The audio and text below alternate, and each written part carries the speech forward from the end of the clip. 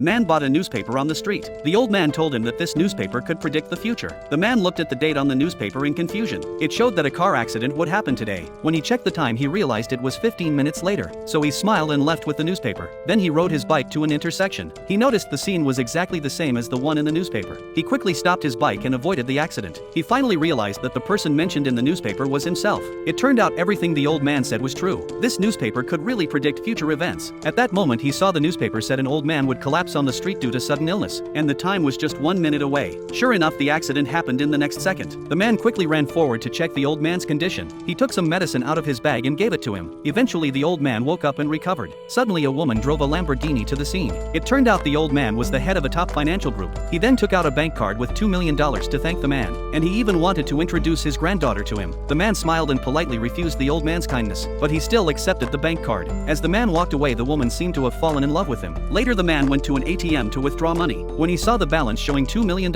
he could not help but shout excitedly in the street. Then he wanted to share the news with his wife, but he heard strange sounds on the phone, until the newspaper blew against his face. It showed that his wife would check into a hotel with another man in 30 minutes. After reading it, he got so scared that he dropped his phone, and immediately rushed to the hotel. He could not believe his wife would betray him. At first he thought the newspaper must be wrong, until he knocked on the door and saw his wife. Only then did he realize his wife had really betrayed him.